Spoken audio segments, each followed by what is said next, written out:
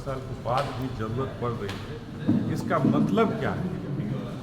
यहाँ से ही सांसद रहे हुए अश्विनी चौबे जी, स्वास्थ्य मंत्री भी रहे, केंद्रीय स्वास्थ्य मंत्री रहे, और हेल्थ का, स्वास्थ्य का हालात बक्सर का इतना खराब किए, घटिया काम हुआ, आज भी बक्सर के लोग अस्पताल के लिए दर दर की ठोकरें खा रहे हैं।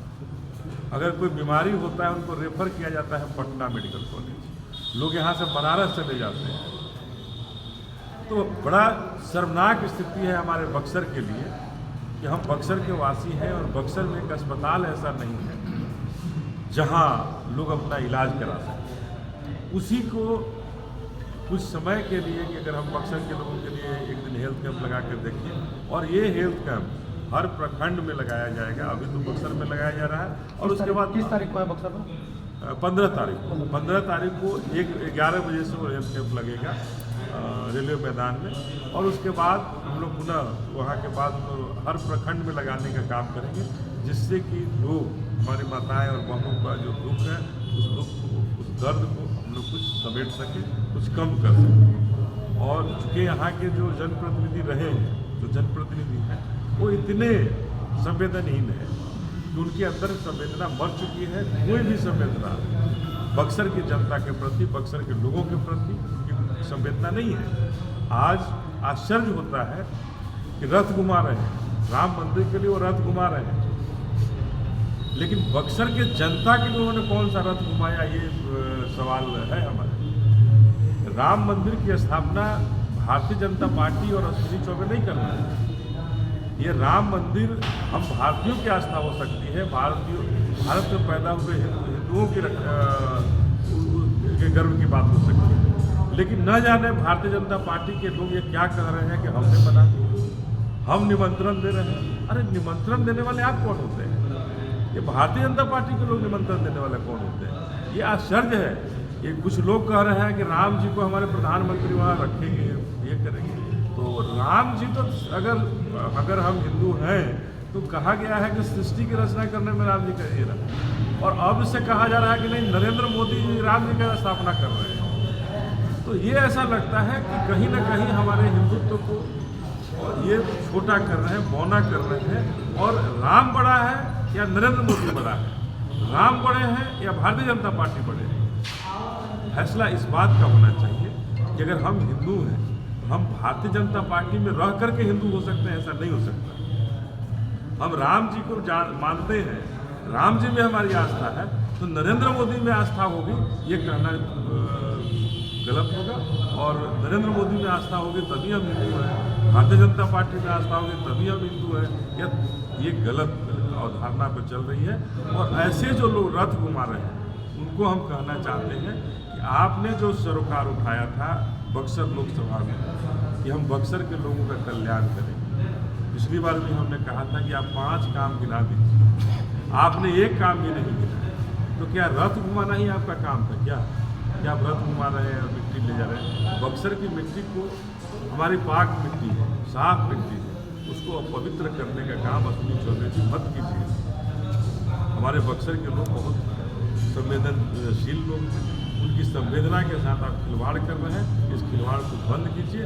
और इसी के तहत हम लोग यहाँ तय किए हैं कि ये जो रथ घुमा रहे हैं, जो बक्सर के लोगों को पीड़ा दे रहे हैं, उस पीड़ा को, उस दुख को, उस दर्द को कम करने के लिए हम अपनी बहन जी को जन्मदिन यहाँ मनाएंगे, और मना करके जन कल्याण दिवस के रूप में मना करके लोगों के पीड़ा, दुख और दर्द को कम करने का काम। चुनाव वर्ष है अनिल जी, क्या लगता है कि अयोध्या सियासत के केंद्र बनेगी और उसी के लिए राम की पूजा हो रही है क्या? हम बक्सर के तमाम हिंदुओं से पूछना चाहते हैं कि हिंदुओं में अगर शंकराचार्य ही अगर बड़े माने जाते हैं, शंकराचार्य ही मठाधीश माने जाते हैं, तो चारों शंकराचार्य तो विरोध किए इसका। चारों शंकराचार्य ने कहा कि अधूरे मंदिर का उद्घाटन नहीं होना चाहिए। जिस मंदिर का शिष्ट नहीं बना हुआ है, पूरा नहीं हुआ है, उस मंदिर का उद्घाटन नहीं होना चाहिए। तो क्या ये मंदिर, राम मंदिर, हमारे भारत के लिए और भारत के हिंदुओं के साथ, आस्था के साथ खिलवाड़ नहीं हो रहा है? ये आस्था के साथ खिलवाड़ है, मजाक है। इसका राजनीतिकरण बंद होना चाहिए। नैया राम पार लगा देंगे इस बार की बीजेपी की जो 24 की नैया है, लगता है? देखिए, नैया तो इनकी पार नहीं लगेगी, नैया तो इनकी डूबेगी। ये जिस तरह से हिंदुओं के अस्तित्व के, हिंदुओं की संवेदना के साथ खिलवाड़ कर रहे हैं, निश्चित रूप से इनकी नैया डूबेगी। और बहन जी जिस मजबूती के साथ मैदान में उतरी है और जिस मजबूती के साथ पूरे भारत में अपना दमखम दिखा रही है, निश्चित रूप से भारतीय जनता पार्टी की नैया वो डुबोएंगी और डुबो करके बहुजन समाज पार्टी का वर्चस्व बनेगा।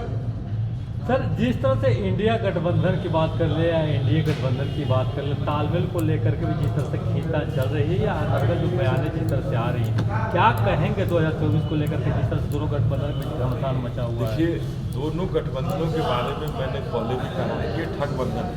ये गठबंधन नहीं है, ये ठगबंधन है। ये लोगों के आस्था के साथ खिलवाड़ है। एक दूसरे को गाली देते हैं, फिर उनके साथ चिपक जाते हैं वोट की राजनीति। अगर हमारा मन नहीं मिलता है तो कैसा गठबंधन?